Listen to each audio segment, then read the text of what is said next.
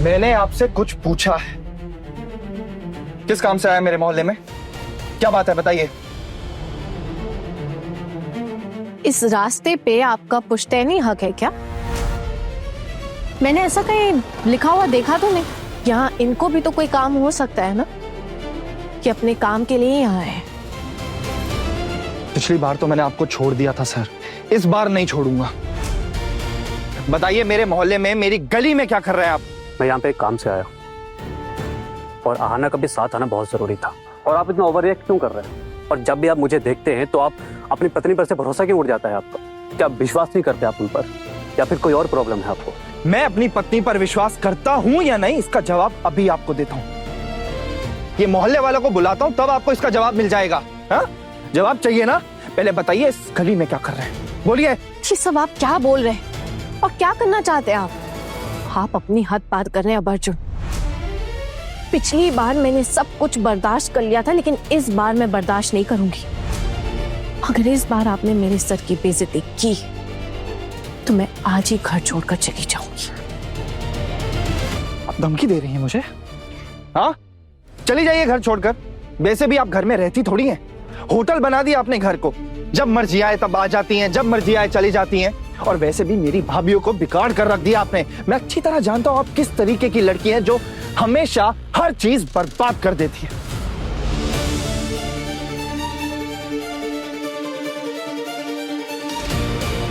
तमीज से बात कीजिए, ये पब्लिक प्लेस है। आपकी इस भद्दी हरकत के लिए ना आपको कभी माफी नहीं मिलेगी। अभी तक आप मेरे गुस्से का अंजाम जानते नहीं हैं, तो मुझे मजबूर मत कीजिए। क्या हुआ छोटू दादा? यहाँ गली में भाभी के साथ झगड़ा क्यों कर रहे हैं? जाइए घर जाइए। तो और क्या करूं दादा, आप ही बताओ ना। ये जो आदमी है ना, ये मेरी फैमिली को बर्बाद करने पे तुला हुआ है। आप लोग होते तो क्या करते? ये आदमी मेरी बीवी के साथ गाड़ी में इधर उधर घूमता रहता है, और ये बात मैंने पहले भी उठाई है, लेकिन मेरी बीवी ने तो मेरे से बात करना ही छोड़ दिया था। ये गलती एक बार हो गई, अब दोबारा नहीं दोहराएंगे आप, और ना ही मैं आपको दोहराने दूंगा। और आज तो देखो ना, सीधा हमारे मोहल्ले में घुसा है। अब आप लोग बताओ ना, मैं क्या करूं? बोलते क्यों नहीं, आप चुप क्यों खड़े हैं? ये तो धोखा हो गया ना सर। अरे आपको कोई गलत फहमी हो रही है। हर इंसान एक जैसा नहीं होता है, और आप अगर मेरी जगह होते तो शायद आप भी यही करते। लेकिन मेरी परवरिश अलग है, मैं ऐसा इंसान नहीं हूं। और मेरा और आपकी पत्नी का सिर्फ काम का रिलेशनशिप है, और हम काम के सिलसिले में हमें कई जगह जाना पड़ता है। और आज हम यहाँ पे भी किसी काम की वजह से आए हैं। कौन सा काम बताइए? किस काम से आप मेरे मोहल्ले में आए हैं? बोलिए ना, चुप क्यों खड़े? कुछ पूछ रहा हूं मैं। अर्जुन!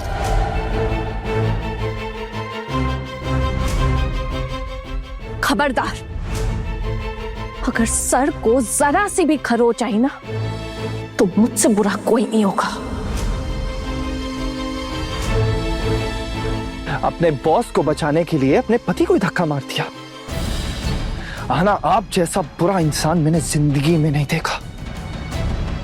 देखा आप लोगों ने, अपने बॉस को बचाने के लिए अपनी पत्नी को ही धक्का मार दिया। हाँ, मारा धक्का, क्योंकि आप बदतमीजी कर रहे थे।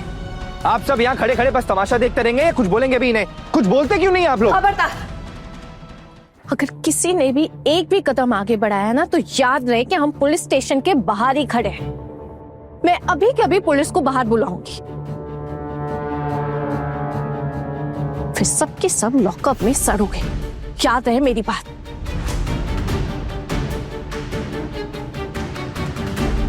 छोटू दा, ये आपका घर का मामला है, घर में जाके सुलझाइए। हम लोग को क्यों बीच में घसीट रहे हैं? वाह दादा वाह, क्या बात बोली आपने। मतलब आप डर गए ना? हवा टाइट हो गई आपकी पुलिस का नाम सुनते ही। आपका मेरा रिश्ता कहाँ गया? छोटू दादा बोला ना आपने मुझे। इतना बड़ा गलत काम हो रहा है और आप चुप खड़े हैं। कोई गलत काम नहीं हो रहा है यहाँ। देखिए, मैं फिर कह रहा हूँ कि आपकी बीवी आपके परिवार की भलाई के लिए जरूरी काम कर रहे हैं, और आप अपनी पत्नी को भड़का रहे हैं। वो इन पर खाम का शक कर रहे हैं आप। अगर आप इन्हें पत्नी मानते हैं ना, तो इन पर भरोसा करना भी सीखिए। और वैसे आपका रिश्ता इतना कमजोर है क्या कि बाहर का आदमी 2 दिन में आपका रिश्ता तोड़ दे? तो मुझे लगता है कि आप दोनों के बीच में कभी रिश्ता बना ही नहीं था। आप चुप रहिए। आपसे ना किसी ने आपका ज्ञान मांगा नहीं है सर, तो आपको ये फालतू का ज्ञान देने की कोई जरूरत नहीं है। एक तो आप ही हैं जो आप हमारा रिश्ता खराब करने पे तुले हुए हैं। ऊपर से इतनी बड़ी बड़ी बातें कर रहे हैं आप। बर्बाद करके रख दिया आपने हमारा रिश्ता। पहले आप ये बताइए कि आप यहाँ क्या कर रहे थे, क्या काम है आपका यहाँ, बोलिए।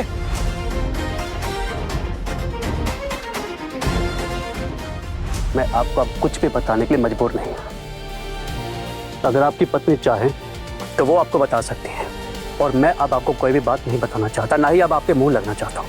जब कहने को कुछ होगा ही नहीं तो क्या बोलोगे आप, है ना? और वैसे भी जहां तक रही बात अहाना की, वो तो झूठ ही बोलती हैं, तो उनके मुंह से सच सुनना तो पॉसिबल ही नहीं है। बस कीजिए अर्जुन, आप अच्छी तरह से जानते हैं कि मुझे झूठ बोलना बिल्कुल भी पसंद नहीं है, और मैं किसी से डरती नहीं हूँ। आप क्या करेंगे ऐसा जो मुझे आपसे डर डर कर जीना पड़ेगा? मैं क्या आपके कमाए हुए पैसे का खाती हूँ जो आप मुझे धमकी देंगे और मुझे डर कर जीना पड़ेगा? एक बात कान खोल कर सुन लीजिए आजा, मेरे पास रहने की कोई कमी नहीं है और ना ही खाने पीने की कोई कमी है। अगर मैं अपने कमाए हुए पैसे अपने मायके दूंगी ना तो मैं माँ के साथ रह सकती हूँ, और अगर जरूरत पड़े तो एक कमरा किराए पर लेकर माँ को भी वहां ले जाकर रह सकती हूँ। रह लीजिए कमरे में, और वैसे भी आपके बॉस तो है ही ना आपकी देखभाल करने के लिए, तो आप चिंता मत कीजिए। बस अर्जुन, अब अगर एक और शब्द बोला ना आपने तो मैं आपके खिलाफ पुलिस कंप्लेन कर दूंगी।